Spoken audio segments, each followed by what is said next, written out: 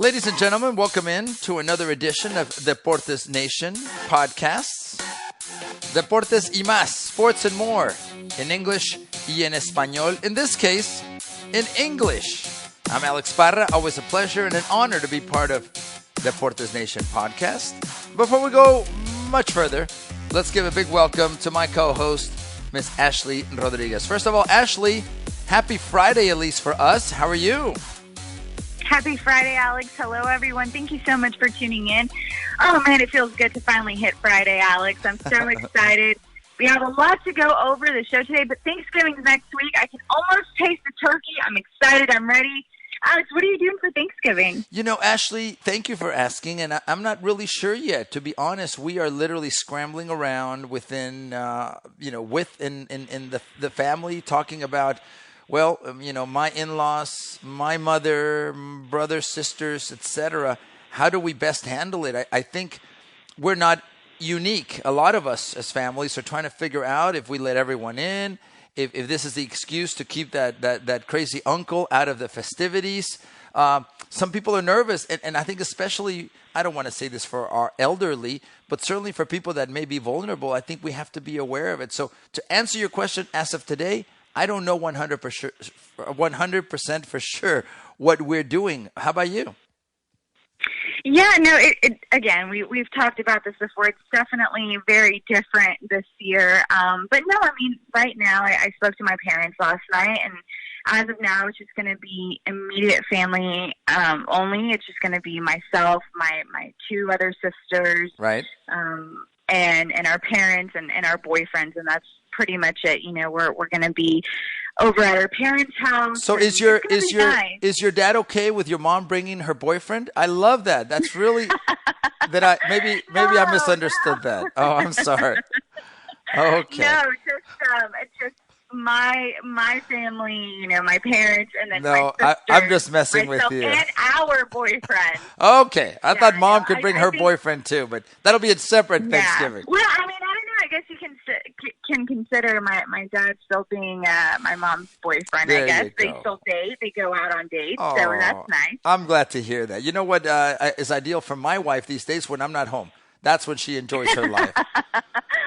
I'm another baby, unfortunately for her, and she's right. You know what? I tell women, Ashley, and it's taken me 50 years to figure this out in my life.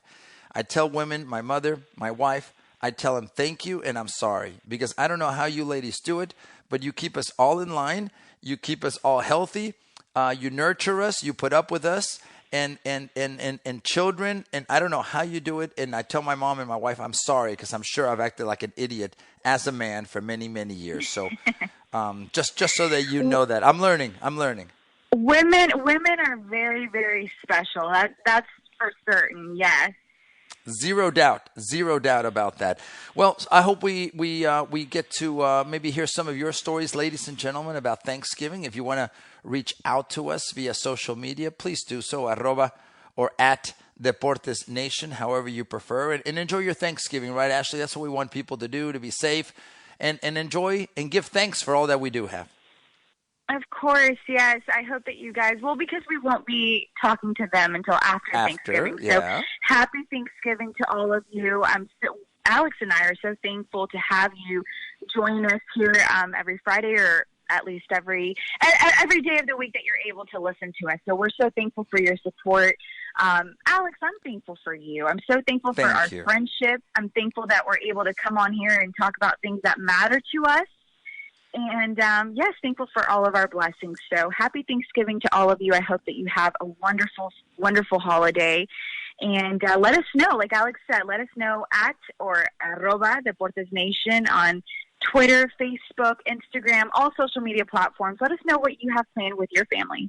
And who do you think will have a better Thanksgiving, Ashley, as we lead into our first topic? Joe Biden or President Donald Trump? and I'm being honest with you. I think it's looking at the world right now from two different points of view. It appears, as of this morning at least, that Joe Biden and Kamala Harris are transitioning, and I mean that in preparing for an administration that they feel is theirs.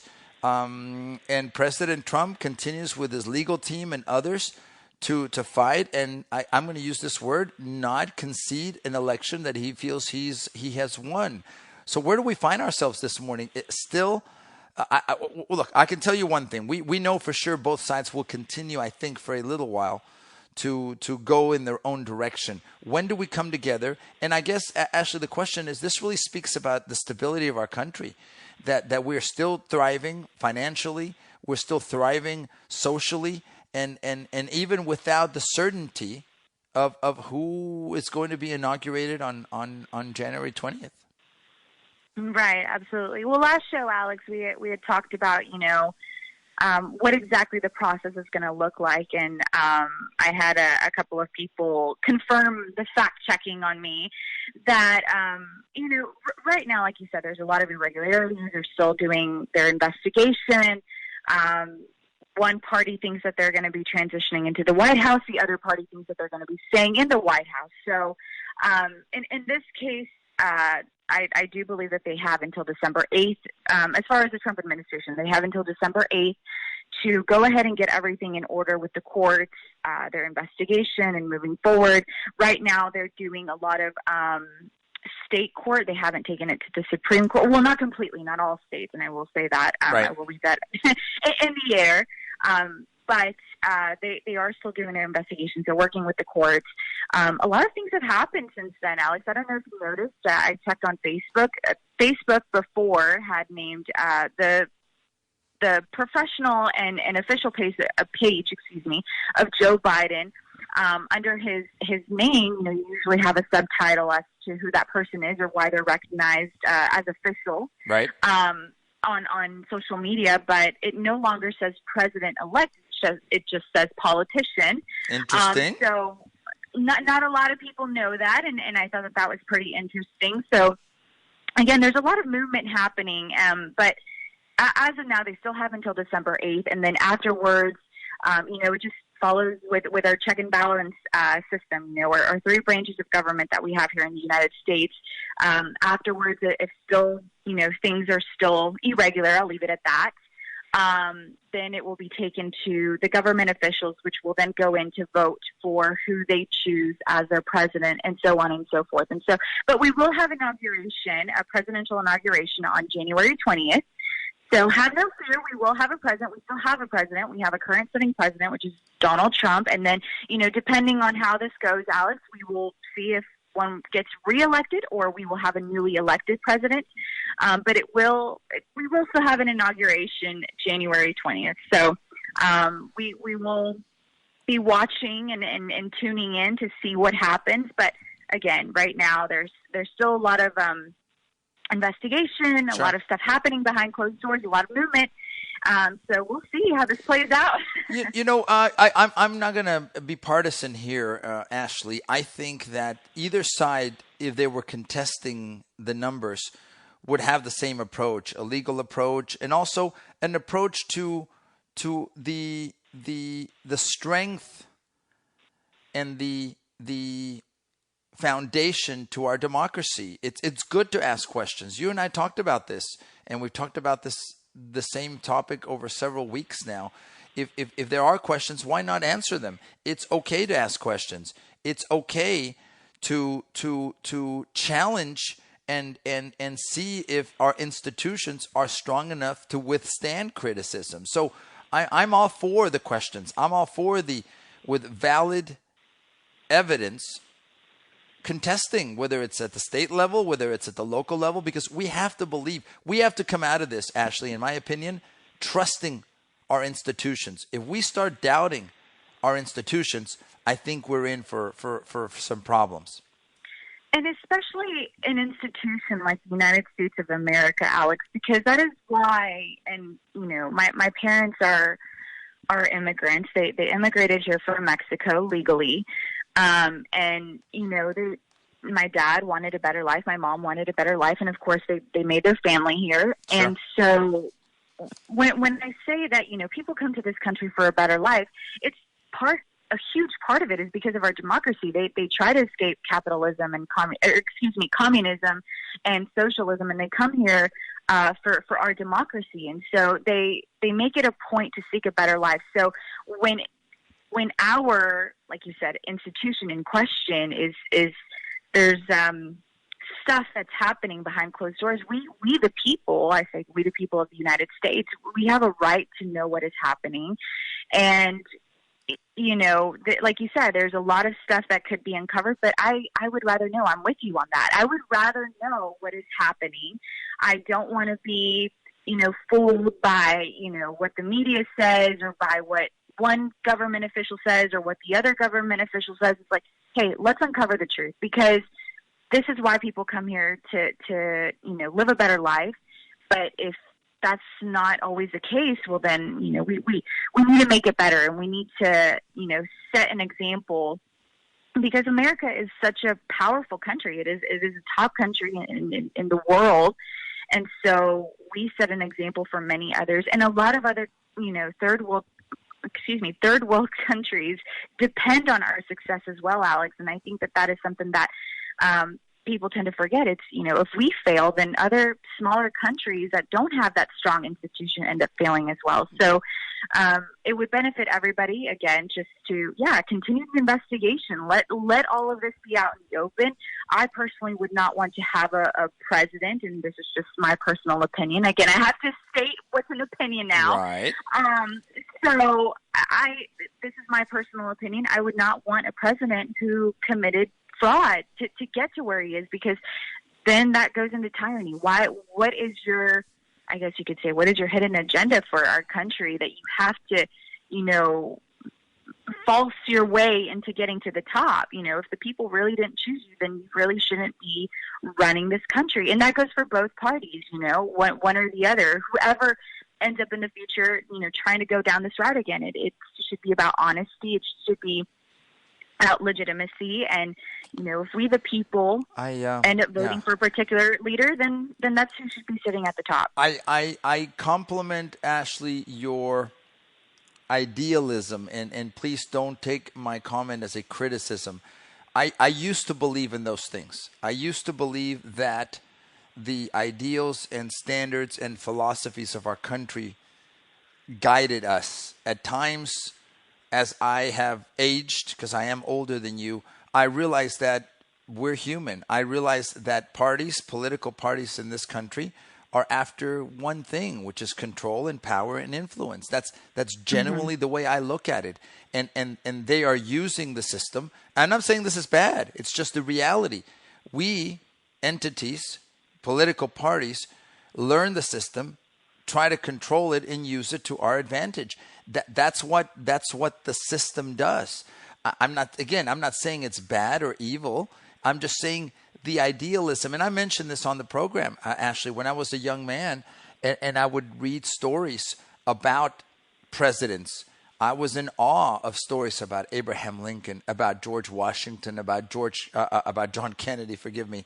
And then we started seeing that they were men, that they have flaws, that they were not perfect. And in the last couple of years, I think maybe since Reagan in the 80s or 1980, after he beat Jimmy Carter, the maybe proliferation of the media has given us a different look at men. They're men. They're fallible. They have agendas. They have problems like all of us do. Mm-hmm. And that's taken a little bit of the luster off of these ideals that we have. Should we still work and try to uphold them? Absolutely. Because if we don't have that guiding light that the founders set for us, Ashley, then I think we're in trouble. But I still am more cynical now about the system and the process. And certainly in the last couple of elections, to me, it's clear that things get manipulated by both sides, by special interests, by lobbyists. Right. And that's what's made me less comfortable in the system. And I doubt and I question. But you know what? I think we all should do that. And if we don't, then the system is not healthy. I hope that makes sense. No, of course it doesn't. And I completely agree. You know, our system is not 100% perfect. It is flawed because flawed men, you know, we are flawed as human beings. We are. We don't have like you said, we have our own personal interests in what we're able to gain and benefit from doing or saying certain things. At the end of the day, again, I completely agree with you. That doesn't mean that we shouldn't try to strive and be better. And it also, Alex, whenever we do challenge these ideas and question these things, we shouldn't be censored for it or have this certain backlash that we're seeing so much today in our culture, cancel culture. I'll go ahead and bring this into the mix.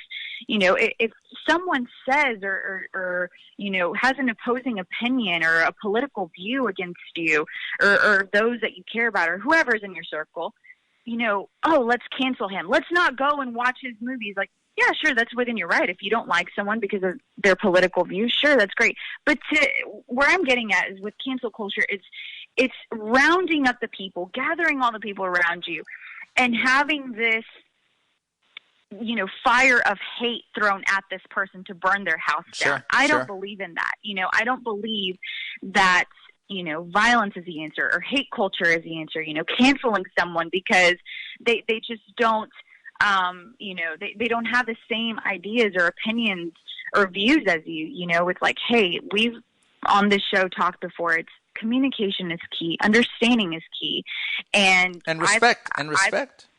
Respect, of course, yes. And having that maturity level to say, hey, this person doesn't view the same things or views the things the way that I do, but I respect them because they're a human being. And at the end of the day, I want to trust and say that they have, the best interest at heart because of the way that they think, and that's up for discussion later on in their conversation. But again, just this cancel culture that, that I see, it's like, oh, if we actually saw it with Chris Pratt. He's an actor, very famous actor. I actually love him. And he came out. Which one is that one? Help me out here. He is the one that's part of the Avengers and okay. Chris Pratt. Narrow it down for me because there's a bunch of Avengers. Let me go ahead and actually look this up. This is going to take one moment, ladies and gentlemen. Is he the guy with? Is he the guy in the what is it? So he's one of the main characters in Jurassic World. There you go. Now I know who that Jurassic World. Yes. He's also in Passengers. Guardians of the Galaxy. That's it. Guardians of the Galaxy. The Magnificent Seven. So yeah, he's now really, I know really who he awesome. is. Thank you. Yes. So Chris Pratt, his co-stars, the other Avengers. I believe that they went to some sort of I'll just say gathering because it was a superhero gathering. Superhero gathering, yes, and it was the media says, or the tabloids, I guess I could say, because the tabloids are a little bit different, said that he did not show up because a whole bunch of his co-stars, Chris Pratt's co-stars, were there to support Biden and Kamala, and kind of getting more into politics there, and he just chose to kind of stay out of politics. He never mentioned that he was voting or supporting Trump. He just didn't want to be involved in politics. And so many people came out, again, cancel culture, trying to say, oh, we should cancel him, or Avengers shouldn't hire him anymore. He shouldn't be in any movies anymore. And it's like, this guy didn't utter two words as to who he was or, opposing or supporting. And now everyone wants to come for him and cancel him. And I actually love the fact that, his co-star, Robert Downey Jr., Iron Man, came out and said, hey, he hasn't said anything. Why are we attacking someone who has a different opposing view? And he's someone who openly supports Biden and Kamala Harris. And, I love that. I love that people who, even though they have different opposing views or ideas, are still willing to come out and say, hey, just stop. There's no need for hate. Let's just all calm down and get along. I love that he did that, and much respect to him for doing that.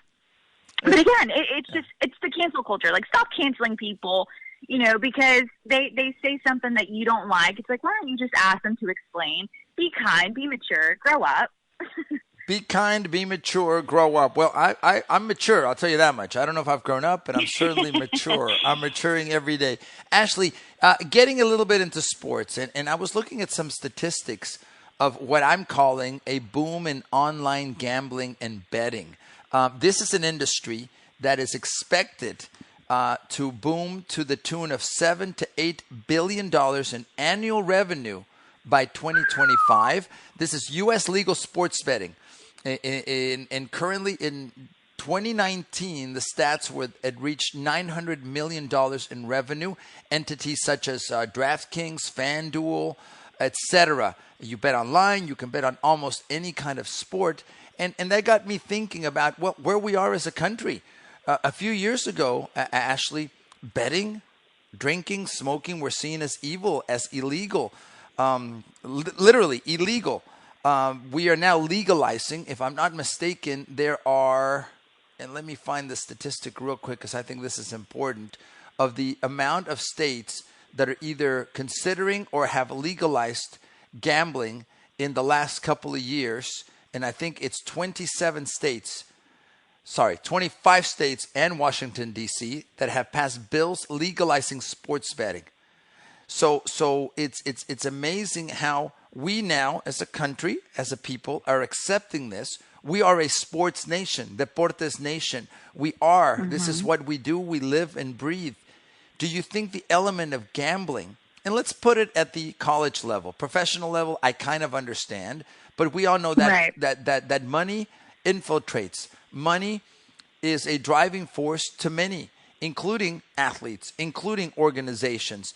And do we really care if people cheat or not, Ashley? And we don't have to talk about the Astros or what that has to do. There's many examples of cheating in sport.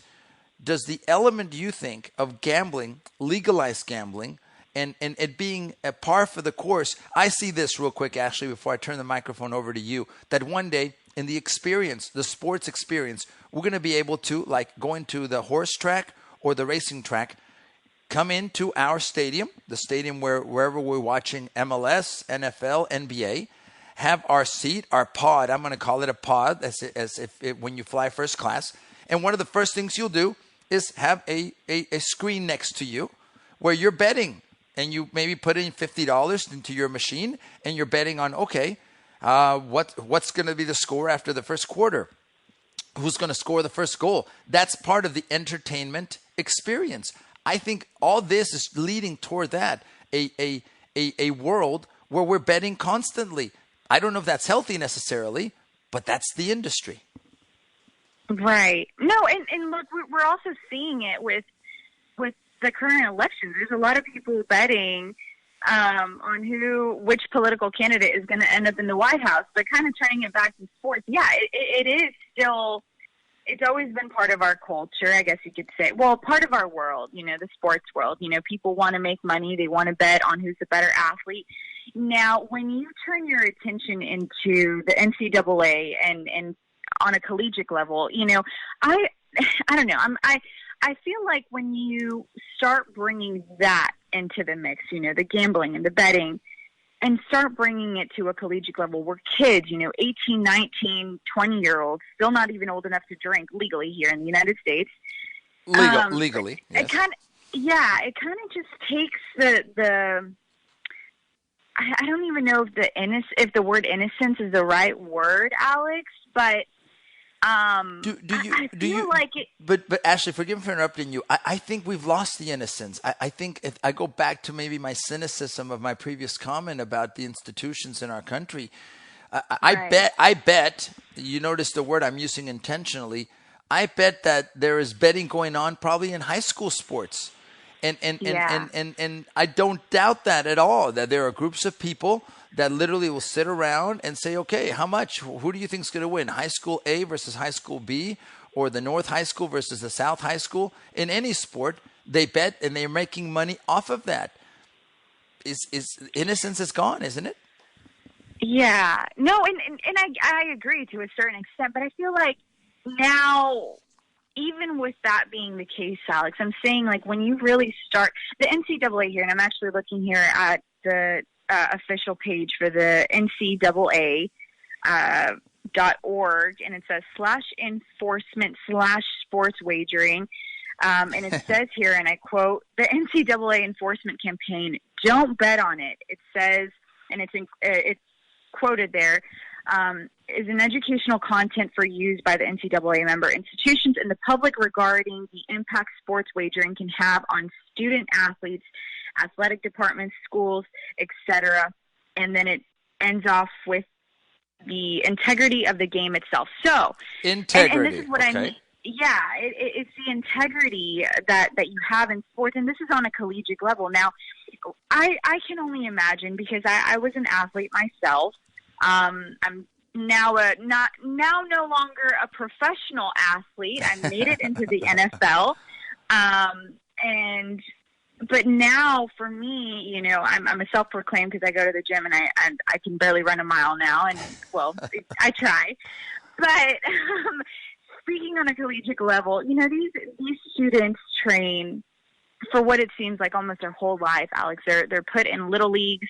They train so hard to get to a certain level, because when you're in high school, you know, as a high school athlete, you're thinking, what's next? Yeah, you're thinking long goal. You know, maybe your dream is to play for the NFL, NBA, MLB, but your next step in that, unless if you're LeBron James, is to go into school. And what do you look at is scholarships. Now, when you're getting into that level, you know, you're going there for an education. And I know, Alex, we had mentioned before that that's not always the case with student athletes. You know, sometimes they don't go to college to get a traditional four-year education. They simply go there to get recognized by major leagues to make it to the next level. And so, again, kind of circling back to the betting and everything, these are students. They're kids. They're young adults. And, you know, when you have other adults that are actually able to bet on them, I feel like it puts some type of pressure on these students. Right. It takes away, again, I'll use the word innocence, but we know that I'll use it very loosely in the sense that, you know, they're students, they're kids, they're playing for a college, a university, and, you know, I feel like it kind of takes away their focus into being the best there, because then a lot of outside added pressure comes into the picture, and it's like, oh, well, you know, these big top dogs sitting, you know, up top are betting on me to win this game, and I failed, and then there's this whole other, you know, mental game going on there. And it just brings in so many issues. What the NCAA is saying is that, hey, don't bet on it. That's not okay. It takes away the integrity of the game itself, the students, the athletic department, and now we have other people that, you know, it's just a whole other pressure. It's just a whole other game itself. Now, when it comes to professional, you know, major league, NFL, NBA, I don't see why that isn't an issue. Right. Not necessarily, like, again, I think it just has to do with the age, and maybe I'm still kind of babying. I'm young. I'm still in my 20s, and I don't know. So am I. I'm in my 20s too. Forever 21. I'm in my 20s in my second marriage. So you combine my 3 marriages, and I'm 67. That's a party, Alex. I'll cheers to that. But whenever we're talking about professional sports, like, you know, on a professional level, I don't know. I don't know if I'm being double standard here, Alex. Maybe it's not so bad because these are grown men. They've made it into the major leagues, and you have other grown people that are betting on these players or betting on this team, and that pressure can be sensed as good. Now, I don't know. I feel like on a collegiate level, just keep it sweet. You know, if you see that a kid like Lonzo Ball back then, you know, the Ball brothers, all of them are now part of the NBA. Back then, I'm sure that they were betting on them. I've heard stories where people were betting on the brothers, even when they were still in high school and in college. But now moving into the NBA, I don't see it. It's like, okay, they made it. Yeah, they're part of the bigger picture. Sure. Look, Ashley, I don't think we're going to remove the concept of betting from our society, our culture. It's existed for hundreds, if not thousands of years. I don't think there's any doubt about wagering. where someone wants to make money by saying, "Hey, I'm faster than you. I believe the sun will rise at at this hour on this day, etc." But there's two things that trouble me for our youth. Number one, the ease with technology of betting. It's almost like a video game now, and people don't take it seriously. Okay, there's $20 virtually that I just put up for the NCAA March Madness tournament. If I win, I win. If I don't, I don't. It seems like a victimless crime, but there's syndicates, there's people behind it making a lot of money, and those $20 you're throwing away, in my opinion, are feeding a bigger monster. So that's one of them. Technology is going to make it so much easier for kids today to say, sure, well, I just transfer from my bank. I click. It's online with FanDuel, DraftKings, whomever. Boom. Okay, I win. Boom, I lost, and I keep going. The problem, Ashley, is not only the proliferation of technology and making it easier to bet, but also that many people, unfortunately, have addictions to betting. That it's a compulsion, that they wake up every day thinking, what can I bet on? Unhealthy. How do I make money? That's not healthy. I think that crosses a line. And by making it easier, you're making it easier for people to fall into an addiction. So I guess it's like drinking. It's like smoking. We've legalized these drugs. We've said most people are going to be okay with them. But when there is a consequence, it's when we start doubting ourselves. I think everyone should have the liberty to go out and have a drink if you're of legal age. The problem is there's people that can't control themselves, and they have 15 drinks, get behind a vehicle, and you know what can happen. So that's maybe my approach to it. Does that make sense? No, of course, and look, and that's exactly what I mean by kind of circling back to the innocence of the whole collegiate level. Because again, these are still 18, 19, and 20-year-olds. Most of these kids aren't even old enough to legally drink here in the United States. You know, they haven't hit that 21, that forever 21 where we're sitting at, Alex. Yes. I'm trying my jeans on now as we speak. And so these people who have these addictions, which is a serious topic here. It is. They kind of bring that into the mix, and that's what I'm saying. It kind of takes the fun and innocence, the integrity out of collegiate sports. And again, these are still kids. A majority of them are still kids. And so when you bring, these types of situations, these issues, illness, I'll say, because some people do go to therapy for this. They seek help for this, which is amazing. But they bring that into the mix. And I feel like that's what makes it unhealthy, and it takes away the innocence. That's really where I meant by saying that it kind of takes away the innocence of Sure. collegiate sports, school level sports, But Alex, I don't know if you've heard of this guy. He's a very famous gambler, and he goes by the name of Vegas Dave. Vegas Dave, okay. I have Dave, not. yes. I have not heard of him up Vegas on- Dave. All right. Look him up on Instagram, and he is known for betting on sports, and this guy always tends to win. Now, I know there has to be some sort of method to the madness there. My guess, and what I've, talked to friends about, is that, he bets on both teams, and whoever ends up winning. Hey, the only time that you're going to be able to win in betting is if you bet on both teams or both games or whoever players or whoever it is that you're putting up on the panel here. Right. You can't lose if you bet on both of them. But he is known for winning, and he's multimillionaire. He's living his luxury life, and he is known for sports betting. And again, and he's forgive me, Ashley. He's a professional sports bettor. That's his gig. That's his life. That is his life. Yeah, he is. Okay. He goes by the name of Vegas Dave, and he's really awesome. Look, aside from the whole sports betting thing, however you want to view that as, I love his content. I think that he's really cool. I love that he's always giving back to people. He's always doing these cash giveaways. We might have to put there on the charity pot for Deportes Nation, Vegas Dave. We Sure. might have to ask throw some cash our way, sure. But yeah, he's a known sports gambler, and he has a lot of success to this. And again, there has to be some method to the madness here, because he wins every single time, and it's crazy. And even when throughout quarantine when there wasn't any sports, and literally ESPN had cornhole as as part I of watched their. that. I watched that actually. I remember that. He was betting on cornhole. I'm like, this guy literally is. It's just crazy. He was. Yeah, that's how much of a sports gambler he is. And again, we can go into the topic later on. Sure. Well, What ladies do you and consider a sport and what's not a sport? exactly. Cornhole sport. That's a whole other show. Cornhole, to be or not to be. Thank you for joining us, ladies and gentlemen, here on Deportes Nation. I'm Alex Parra, Ashley Rodriguez. We appreciate you being a part of this. Tell us, what do you think about gambling? Do you gamble? Is it okay? Is it permissible? On the other side, do you not think this is something that we should continue to legalize? Because it's becoming legalized. It's becoming mainstream. It's no longer you go into a back room in an alley and telling your bookie to put $100 on X or Y. Those days apparently are changing. Technology now is facilitating it. So it's definitely an issue, a topic related to sports that will not go away anytime soon.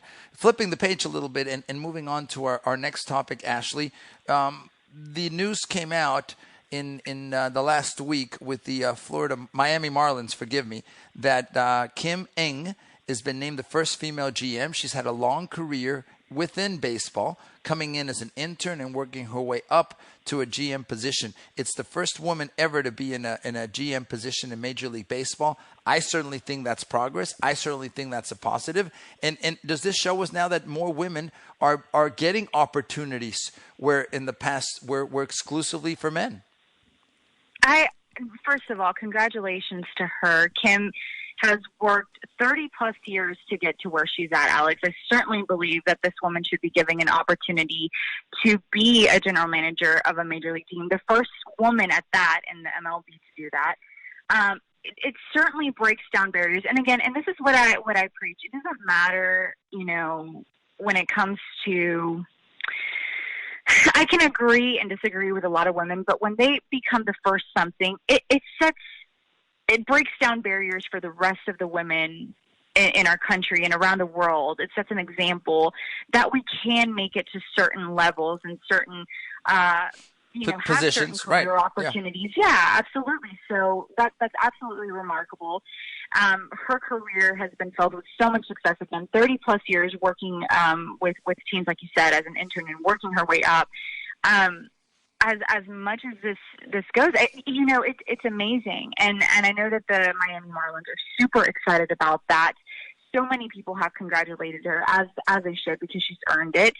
And I think it's amazing. Women belong in sports, and I know that there's people who beg to differ out there. We just, I believe that if you work for something, Alex, and this, kind of circling back to regardless of your race, your religion, your politics, your gender, if you work for something and you work for it really, really hard, I think that that's what matters here. And the rest is just something that adds into the diverse mix Sure. of it, and it's a bonus, But when you work for something, it's amazing what you can accomplish, and I think that that's what really should be celebrated. Now, Ashley, let me give you a slightly different perspective, just for the sake of the conversation. I, Alex Parra, can work every day of my life to play basketball. I can be out there 8 hours a day. I can try to perfect my free throws. I can try to slam dunk. I'm physically never going to be able to do that. Meaning, I've seen it. I know. The fails in the times I've attempted these things. I can have all the heart. I can have all the good intentions in the world, but I will not be playing in the NBA professionally. As close as I got was being a commentator for the Rockets, and I love that experience, and I'm happy and grateful and blessed for it. But I know my limitations. My point in giving you that context is often, and I don't think it has to do with a gender, it just has to do with a person's ability or capability and a decision of another person to say, look, I'm going to choose this person who I think is the right person. I'm colorblind. I'm not looking at your gender. It's just who I believe. Should organizations and institutions not have the freedom to say, look, why do I have to? I shouldn't have to hire anyone. I should hire the person that's the right fit for me, for my organization. And this goes back to, let me give it the context where it comes to men and women and sports. There's currently a gender gap. We know the One of the big examples is in soccer, the U.S. women's national team and the U.S. men's national team, and the discrepancy in the wages the players receive, the literally lawsuits that have gone on from players to the federation continue. There's a fight to try to get to the point where both would be compensated equally. What if, and this is one of the arguments, the ratings aren't there, the interest isn't there, the money isn't there? Isn't that what should drive it versus, okay, we have to pay women? And I'm not trying to sound sexist. I have women in my life. I have a wife. Believe it or not, I'm married to a woman. Most of you probably are shocked by that. I have 2 daughters. That's the biggest laugh I've gotten all day. But my point is, you have a woman as a co-host? Wow. I let her in. No, I'm kidding. I'm digging myself deeper here, apparently. But my point is, all right, I'll get you out, Alex. I know get exactly me out. What you mean. Save me. And look, I was actually going to comment on this. So you read my mind. See, this is why we make such a great there team, you Alex. go. I love it. I'm digging you out of this hole, not because I want Please to, help but me. because I actually Please agree help with me. you. No, I completely agree with you. Look, it's unfortunate that women's sports do not get the coverage or the attention as male sports do, and that's already another topic for itself, but that is a fact. And so what that means for women is, again, the financial gain from that. If the ratings aren't there, if the audience isn't there, well, then that brings in a whole other question. Now, I'm all for, in my position, Alex, if you and I are both anchoring the 5 o'clock news, and we're both doing the same job, then yeah, of course you have a couple more years of experience, and I as a woman, I respect that, In other positions, for example, head corporations, Fortune 500 companies, right. A woman CEO is still paid less than a man, and she is again at the same level. And this is just for theory, and just theoretically speaking, if a woman has, a man and a woman, they both go in at the same time to build their brand, their company, and they spend 30 plus years doing the exact same thing, and then they both reach the same level of success years later, why is it that the woman has to be paid less or get less than the man? That is when I'll say, hey, both of them worked as equals here. They both reached that certain level. They both have the same years. I get where that argument comes in, and I'm all for, that pay gap, the difference in the pay gap and the gender pay gap that we women know. But again, like you said, if the ratings, the finances, because ratings equals money, and if the ratings aren't there, that they don't get the money. And so that's where really the issue and that we should be focusing on. Is it the media that's not covering these women? Is it the people who are not demanding, women coverage? Is it the audience? That's really where it is, because it's not them. They're very talented. My gosh, here in Houston, we have our own female soccer team, the Houston Dash. Alex, you cover the Houston Dynamo, and you know how talented these women are. They are. But now, so 2 things. First of all, in the Deportes Nation, Ashley and I make exactly the same amount of money based on our ratings. And right now, that's 0.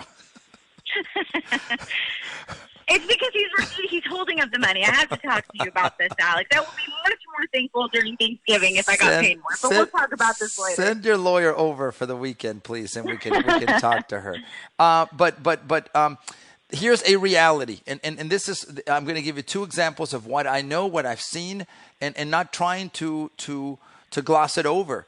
WNBA, there used to be back in the Summit days, and I think into Toyota Center, if I'm not mistaken, what was called the WNBA Houston team. I went blank on their name. How can I go blank on their name? It was the sister team of the Houston Rockets, the Comets, the Houston Comets, and they were championship teams. But the economics of that team showed that the initial owner, Les Alexander, was basically subsidizing the team to have him in the arena, but they were not making money. They were not selling out the stadium. The reality was that then they did not have the same kind of revenue coming in in order to justify giving Cheryl Swoops, one of the top players in that team and in the history of women's basketball, the same amount of money that, for instance, a Steve Francis was making. Literally, it wasn't even close. They were unable to do it. Let me fast forward. Although I lament this and I don't like this, when we go to BBVA Stadium, typically the Houston Dynamo can have and do have higher attendance, 18, 20, 22,000 people there. And the Houston Dash have not traditionally done that. If they can fill the lower bowl with 5,000 people, that's considered a good night. So by waging that, isn't that just the free market, Ashley? Isn't that just the way things work? If you talked about ratings, if someone loves Deportes Nation and wants to follow us, and we build up to hundreds of thousands or millions of viewers, that's successful. If we don't have anyone listening, but my mother and my children, then we have to accept that reality as well. So does that make sense? And why should then I or we ask for the money that a higher rated show should get? It shouldn't have to do with men or women. It has to do with the success of that business venture. And the demand of it too, because look, we'll leave this off of the scale of sports. Alex will go into Instagram, for example. Sure. You have a woman who has 2.8 million followers, right? She obviously has a very high audience. You know, anytime that she has sponsored posts or she's doing influencer marketing, you know, it's like, oh, I love this lipstick. Go and check this out. Go check this brand out. Right. Those brands seek this influencer, this woman out. Whereas, you know, if a guy, you know, he has 1.2 million, it's like, yeah, he might still get awesome opportunities. You know, he has definitely over 1 million followers, but it's not going to be seeked out as much. Who do you want to go for? You know, it's whoever people demand more, and that's the following more. So it really just, again, just taking it off of the scale. Should we as a society, and I don't know, ladies and gentlemen, if you want to weigh in on this, please do. You can definitely do it on our social media platforms at or arroba Deportes Nation. Let me know, do you think that we as a society lack attention or don't demand enough of women's sports, and this is why this is happening? Because, again, I took it off the scale of sports, and I put it into real-world social media. You know, again, you have a woman with 2.8 million followers. She's definitely getting paid more than the guy, than her, you know, than the guy who has 1.2 million followers. Right. Brands reach out to her more, and of course, you know, one can argue, okay, well, this is a beauty brand or whatever. Okay, that's fine.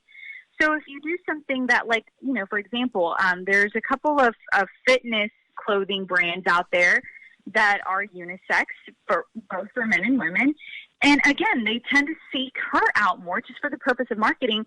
She has more followers, so that means that more people are likely to, you know, view her content or she's able to reach more people, I should say, because of her higher following. So again, it goes with following. It goes with demand. Who do people seek out more?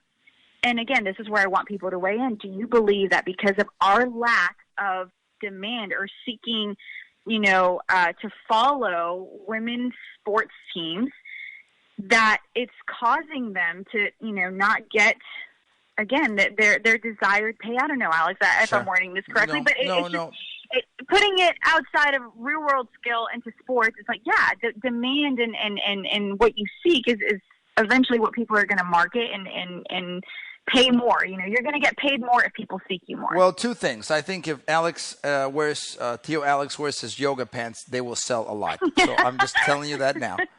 So I will definitely question. If any yoga pants sponsors want to come see Deportes Nation, Ashley's not the way to go. It's Coach and Uncle Alex. He'll take care of that part of it. Yeah, we'll take care of that. I believe, Ashley, and in my heart, that things are changing and they're going to improve in sports. More opportunity for women, more salaries or higher salaries for women. It's coming. It's something because we assumed in the past that it was men who followed sports. No, you're a sports fan, Ashley, and I've seen that. Generations of younger women and older women and all kinds of women are following sports, and that's good. That means there's an interest in marketing to them, and thus the finances should be there. Before we close out the show, Ashley, and forgive me for jumping to our last quick little topic regarding women. News came out a few days ago that the Houston Texans of the NFL fired Amy Polsick, who was the VP of Communications for the team, cited in several reports the reason for her being let go, fired, was cultural differences. I'm not sure what that means. I think several people have asked that question, but it seems another first in the NFL, a young lady who apparently was doing a great job. I know several people in the organization who agree that she was doing a fine job, and now she's gone. Should we read anything into this? Is it just a personnel decision that should be accepted? Should every time a woman is fired or let go or not her contract not renewed, is that seen as a bad thing? Do organizations not have a choice to continue employing who they choose, Ashley? That's the other way to look at this. Right. No, absolutely, Alex. And look, just from personal experience working with the Texans, I know Amy, and she is a delight. She is wonderful. The few times that I've, conversed with her, she's such a delight. She really is a sweetheart. I've had nothing but good things to say about her. It is unfortunate, because regardless, in a situation like this, it's definitely news that rocked the sports world.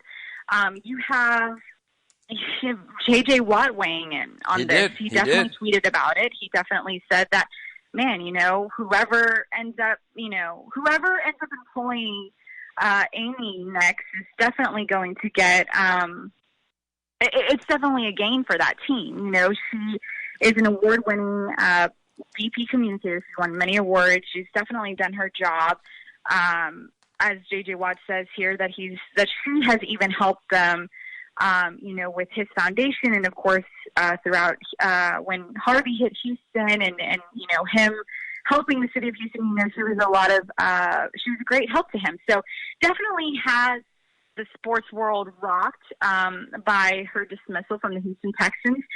In this situation right here, when we go into cultural fit, now again, and this is just from what I'm seeing on social media and from what I've read, is that a lot of people are saying that the cultural fit comes from a political standpoint from her social media account. Now, her social media account is verified on Twitter, right? And I can only speak for Twitter because this is just what I'm seeing. She is, I guess you could say, politically outspoken. She has posted stuff about, who she supports. There's no hiding that. And again, that's what what they say is a cultural fit. And from what I'm reading, and this is just solely from what I'm reading on social media, is that just based on political outspokenness, I guess you can call it. Now, if this is a situation, and again, if this is a situation, then, I can understand from both standpoints how this can be difficult for both the organization of the Houston Texans and, of course, for employee like Amy. Now, the Houston Texans, to my current knowledge, when I was on the team, I had in my contract that I was not allowed to speak about politics or stuff like that on pages that were associated with the team. Now, I guess this is where the argument comes in. Well, it is her personal page, but it's not private. It is verified. It does have a blue check mark by Twitter. And so when you are in a high position, such as an award-winning VP of Communications, and the first woman within that organization to hold such a position, you are no longer speaking for yourself, in my opinion. You are a representative of the team. Just like when I wore that uniform, anything that I said, represented the team. We had these conversations, and I can openly say that. I think any other cheerleader can say, whenever you are part of that organization. But I'm going to interrupt you. Does that mean 24/7? Does that mean whenever you were in the privacy of your own home, in your own world, you couldn't express whether it was consistent with the philosophy of the team or not? How far did that go? So in this circumstance, Alex, I will have to say yes. But even outside, I know that, when I was on the team, we were told, hey, if you go out, you're not allowed to be posting pictures of you acting wild. I'll leave it at that. You know, you have to be respectful. There are certain guidelines. And again, this is only for cheerleaders, and this is only from my time from 2015 to 2017. I want to make sure that I make that very clear. I don't know what the situation is like now. I don't know what they have in their contracts. But when I was on the team, I know that I was told, hey, no politics, you can't. There was a list of things that you couldn't do because you were viewed as part of the team, which I was very happy to. You know, yeah, I'm part of the team. I wore that uniform proudly. I made it to the NFL twice, and so I represented this team to the best of my ability. And so that's definitely something that, you know, was talked about when I was on the team. It's like, hey, you're not allowed to do certain things. You're not allowed to, definitely was not allowed to be politically outspoken. I know that for a fact. And forgive me, again, just one more follow-up. Mm-hmm. And politically outspoken meant what? That you couldn't say congratulations to our president or did they ever discuss that? And you can share or not share. I'm just interested in who defines what politically outspoken means. That you can't mention anything. You can't. Can you talk about Christmas? Might that offend someone? We definitely couldn't. Not necessarily Christmas, because I know that the Houston Texans have their Christmas game, and they're both fair in the fact that they say Merry Christmas and Happy Holidays. You know, because they are. The Houston Texans, and especially here, the city of Houston is a very diverse city. Right. And so you have all walks of life, you know, just, again, which is so beautiful, Alex. It's so beautiful that we have such a diverse team. But again, you know, the Houston Texans are fair in saying, yeah, Merry Christmas, Happy Holidays, etc. But yeah, when it comes to politics, and again, this is where I want to get at it. Again, when I was on the team, they made it very clear that we were not allowed to post political things, you know, meaning like, hey, I'm voting for this person, or hey, I'm voting for so and so, or I hate this candidate, or oh, I hate this. We were not allowed to do that in our pages. Again, back then the cheerleaders had accounts. I don't know if they still do or not, that were affiliated with the team on Twitter, social media accounts. It was really only Twitter that we had control of, and Snapchat back then. But all the rest were just. Forgive me again, and I know you can slap me next time you see me. So if we had fast forwarded to the last year and Black Lives Matter and social injustice, you as a person couldn't have an opinion. I'm not even going to talk about the merits of Black Lives Matter or not. You couldn't be for or against it. Is that what you're saying?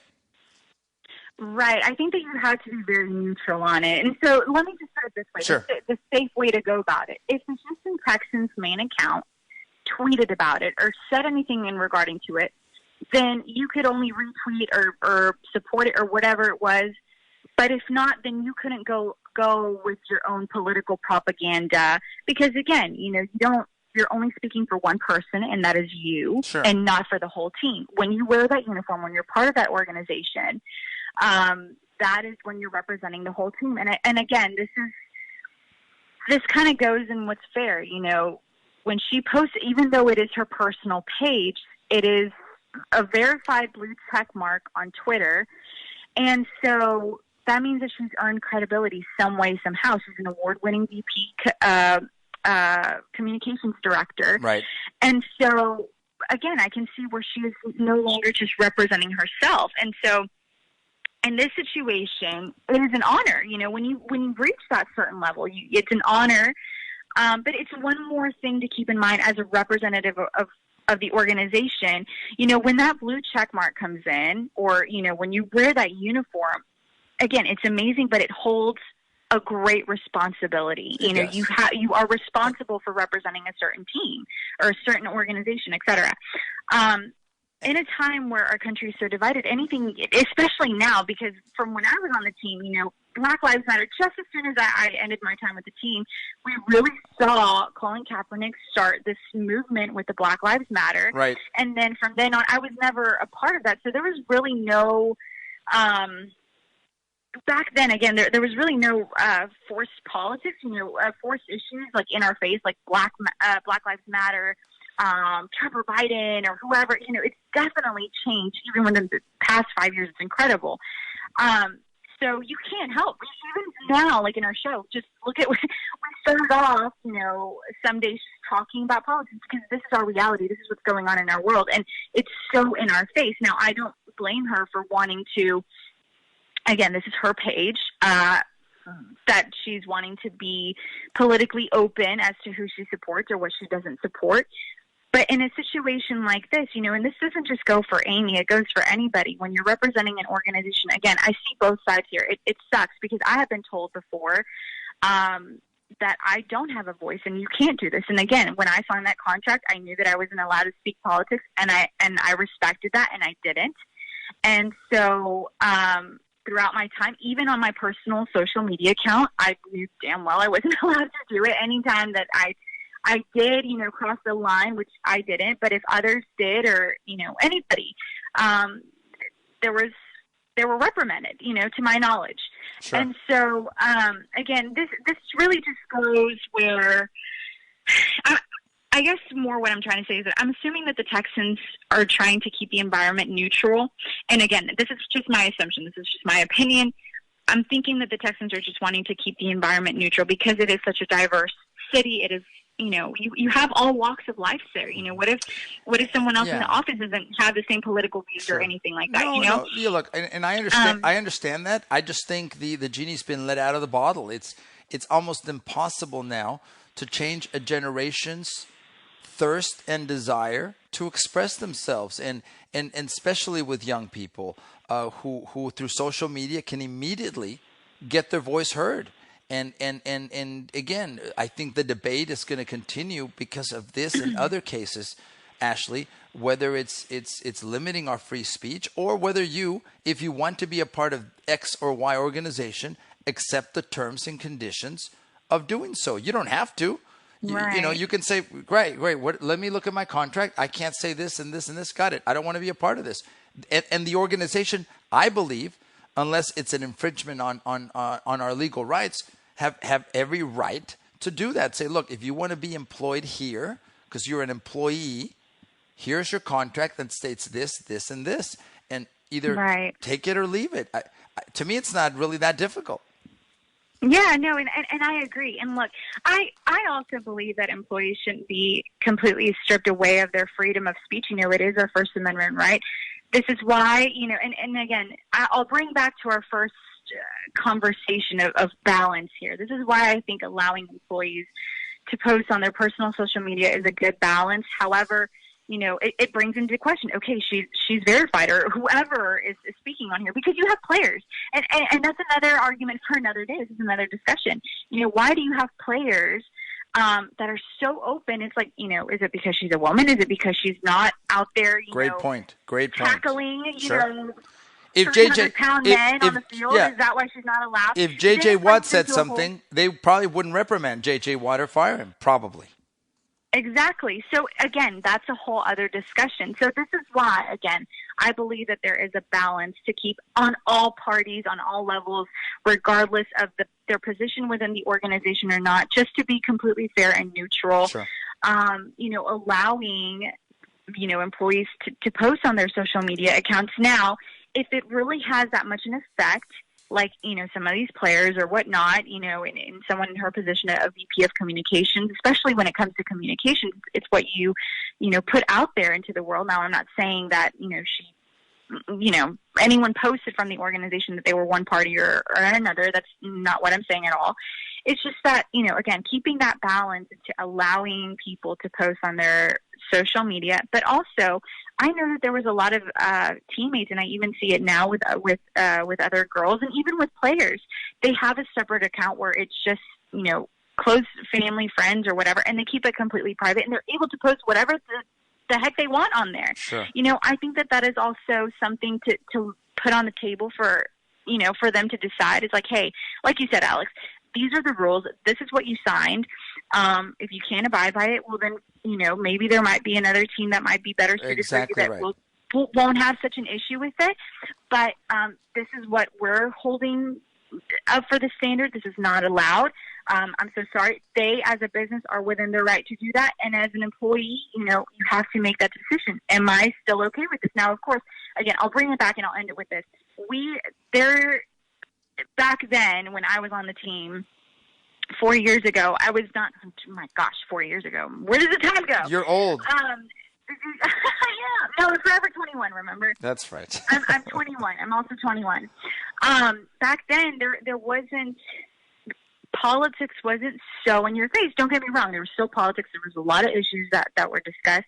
But I'm saying, like in your face, like Black Lives Matter, Biden versus Trump and MAGA and all this, like that is definitely different, than 5 years ago. So, again, times change, people change. Maybe people can't help now. I know I can't. I've lost followers and I've spoken my mind about certain things, which also hasn't even been completely, one way or the other. I've just said, hey, let's have a fair and legal election. And apparently a lot of people were like, no, don't like what you said. People don't like you. I don't want to have a legal and fair election. I'm out of here. So I'm like, I don't know. There you go. You can't help nowadays, but again, it goes with respecting the contract, but also the organization respecting their employees that, they do have rights outside of an organization. Sure. Maybe it's time to revise, overlook stuff. You're seeing the political climate in our country, and as organizations, they also have a responsibility to be fair to their employees, and maybe having that discussion with the boards of that organization is time. So the debate definitely continues. Yeah, the debate continues, Ms. Ashley. Well, for the time being, we have to go, ladies and gentlemen. We appreciate you listening in. We appreciate you being part of the Deportes Nation podcast. Send us your comments. Send us your questions. Ashley, how can people find us, please? Of course, you're able to find us on all social media accounts, friends. You're able to find us on Twitter, Instagram, Facebook. Still don't have a TikTok. This is now I don't know. Maybe what a Thanksgiving. I'll get one. You have to keep it together. Maybe we should put you in yoga pants. I don't know. But you can follow us. That's going to hurt ratings. Trust me. Oh, gosh. Okay. Well, maybe not. So you can follow us, ladies and gentlemen, at Deportes Nation. You can also follow Alex at or arroba Alex R. Parra. That's Alex it. R. Parra. Yeah. And then you can follow me at Ashley Rodriguez. So thank you all so much. And again, we're so thankful for you. We hope that you have a wonderful Thanksgiving. Alex, I don't know. I'm so thankful to have this opportunity with you and to talk about stuff that matters. No, Ashley, the pleasure and the thankfulness, if that's the right term, comes from me. So I think we make a great team. And what do you, ladies and gentlemen, think? Please reach out. And more importantly, enjoy, have a safe and happy and joyful Thanksgiving. Give thanks, take a moment, take a dinner, take a day to really, please enjoy and be thankful for all that we have. So Ashley, we're on our way out. On behalf of our production team, on behalf of Ashley Rodriguez, I'm Alex Parra. Thank you for listening. Thank you for being part of the Deportes Nation podcast. Until next time.